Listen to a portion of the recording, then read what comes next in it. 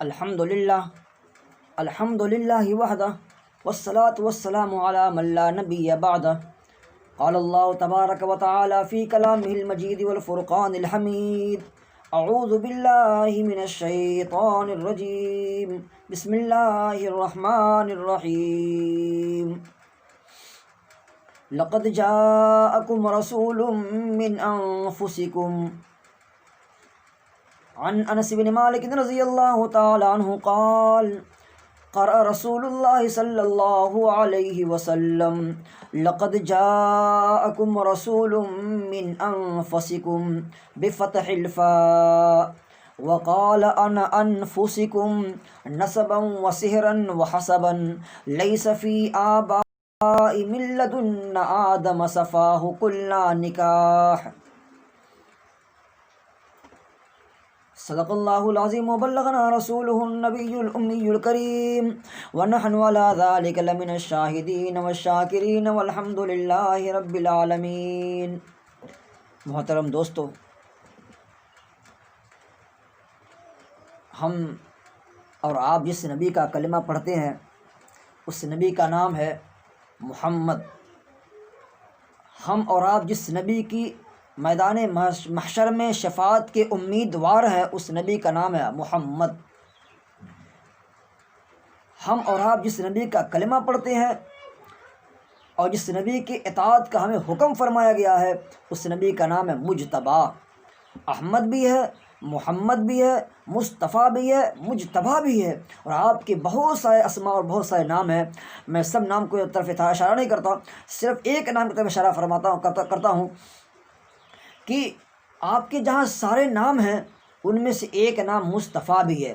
مصطفیٰ کے معنی بہت ساری چیزوں میں سے کسی ایک چیز کو چن کر کے نکال لینا، اس کا نام مصطفیٰ ہے. مصطفیٰ ہے. اللہ رب العزت نے تمام کائنات میں سے بلکہ آسمان اور زمین اور ان کے درمیان جتنی چیزیں ہیں یعنی تمام مخلوقات میں سے اللہ نے جب جس چیز کو چنا ہے اسے ہم کہتے ہیں مصطفیٰ. یعنی اللہ رب میں سے آپ کو چن کر کے بنایا ہے اور آپ کو مصطفیٰ کہا جاتا ہے. یعنی چن کر کے آپ کو جگہ جگہ پر آپ اللہ نے چن کر کے آپ کو چن کر کے آپ کو بنایا ہے.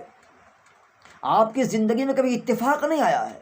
یعنی جہاں بھی کوئی چیز آپ کو بنانی ہوئی، کچھ دینا ہوا، کچھ کہنا ہوا تو اللہ رب العزت نے آپ کو چن کر کے وہ چیز عطا فرمائی ہے. یعنی پوری کائنات سے چن کر کے آپ کو وہ چیز عطا فرمائی ہے.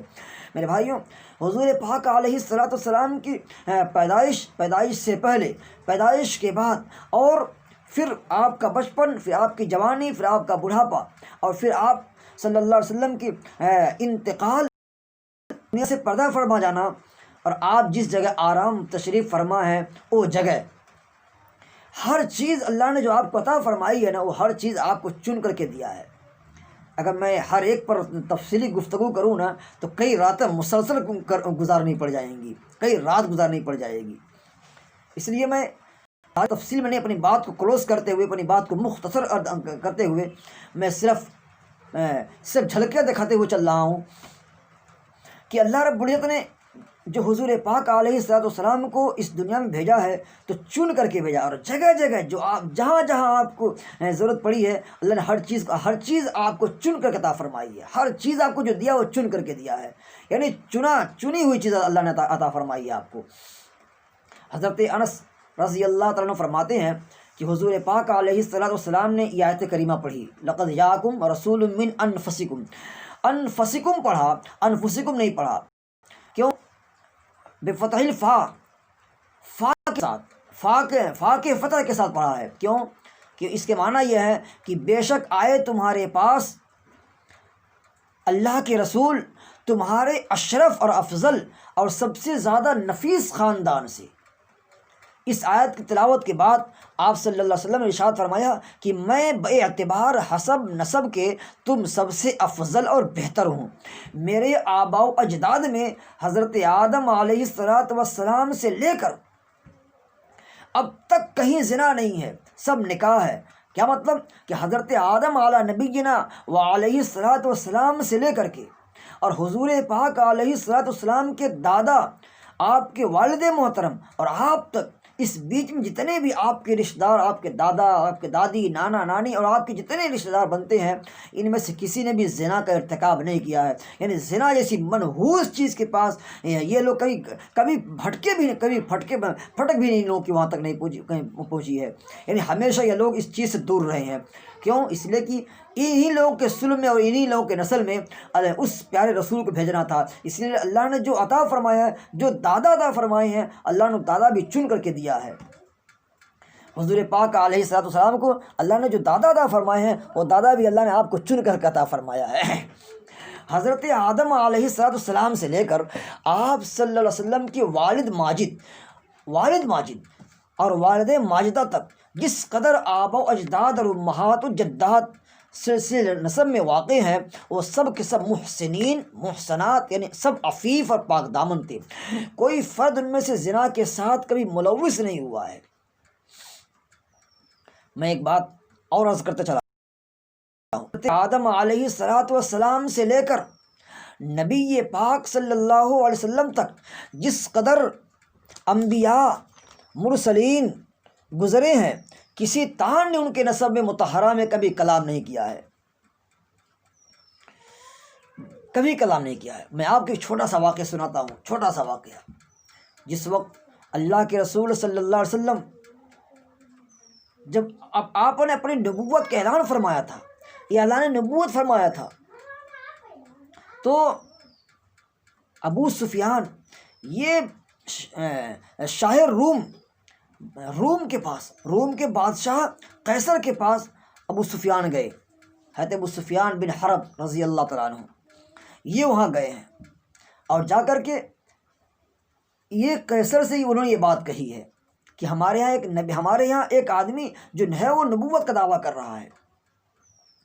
تو اس قیصر اور اس بادشاہ نے جو سب سے پہلا سوال کیا ہے وہ یہی کہا تھا، کیف نسب فیکم، ان کا نسب کیا ہے.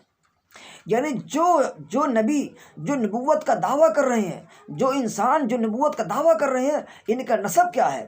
یہ قیصر، یہ روم کا بادشاہ ہے، اور یہ بادشاہ ایسا ہلکا پھلکا بادشاہ نہیں ہے، یہ بہت مضبوط دیش کا بادشاہ ہے. اس وقت کا یہ سپر پاور ملک کہا جاتا تھا، اس وقت کا یہ بادشاہ ہے. اس نے یہی کہا تھا کیف نسب فیکم، ان کا نسب کیا ہے. صحیح بخاری کے الفاظ یہ ہیں، ابو سفیان نے یہ جو جواب دیا نا، ہوا فینا ذو نسب، وہ ہم میں بڑے نسب والے ہیں. اللہ اکبر، وہ ہم میں بڑے نسب والے ہیں. یہ حضرت ابو سفیان ابھی مسلمان نہیں ہوئے ہیں، کلمہ نہیں پڑھے ہیں، لیکن سچائی اس بادشاہ کے دربار میں سچ بات بول رہے ہیں، اور کہا کہ ہوا فینا ذو نسب، وہ ہم میں بڑے نسب والے ہیں. یعنی ہمارے نسب کے اندر سب سے زیادہ اشرف اور سب سے زیادہ حسب اور نسب والے اگر وہ ہیں تو وہی ہیں. حافظ اسقلانی فرماتے ہیں، بازار کی روایت میں یہ الفاظ موجود ہیں، ہوا فی حسب ما لا یفضل علیہ احد. قال حاضی آیا، یہ فتح الباری کتاب تفسیر آپ دیکھ لیں، اس میں یہ بات مل جائے گی.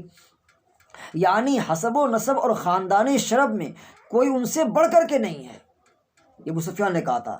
یعنی حسب اور نسب اور خاندانی شرف میں کوئی ان سے بڑھ کر کے نہیں ہے. قیصر روم نے کہا کہ یہ بھی ایک علامت ہے، یہ بھی ایک علامت ہے.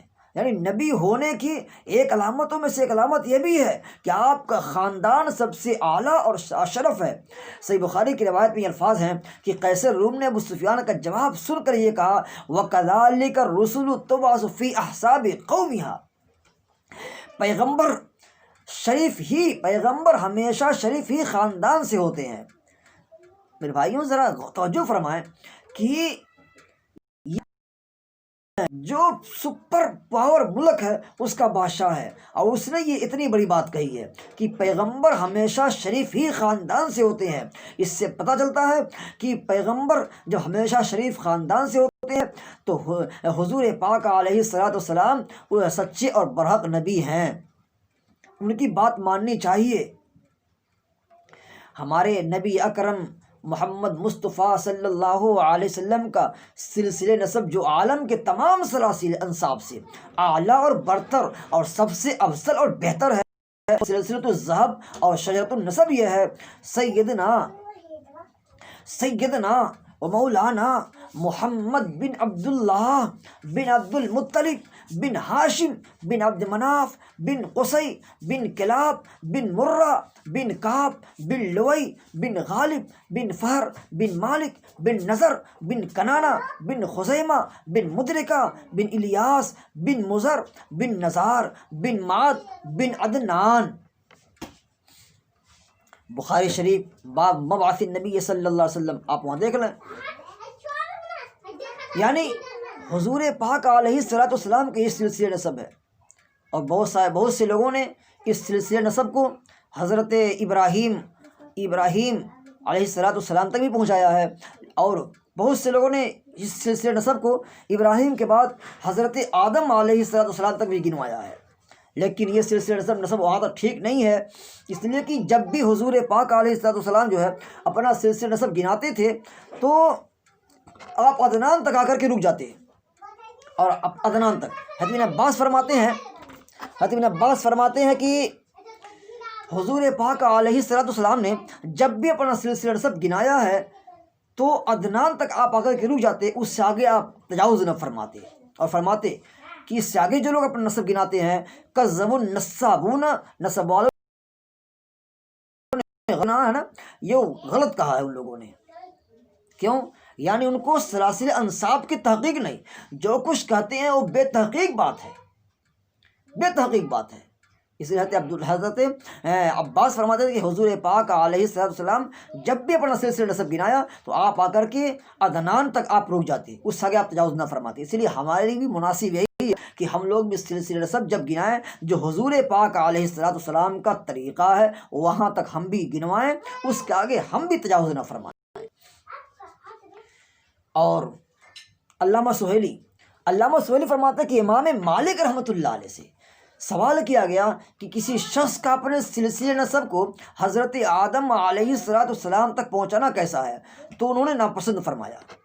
سائل نے پھر حضرت اسماعیل علیہ السلام تک سلسلہ نسب پہنچانے کے متعلق دریافت فرمایا تو اس کو بھی اپنے نسب میں پسند نہ فرمایا، اور کہا کہ من یخبرہ بہ، کس نے اس کو خبر دی ہے، یعنی کس نے اس کو خبر دیا ہے کہ سلسلہ نسب یہاں اس سے بھی آگے ہے۔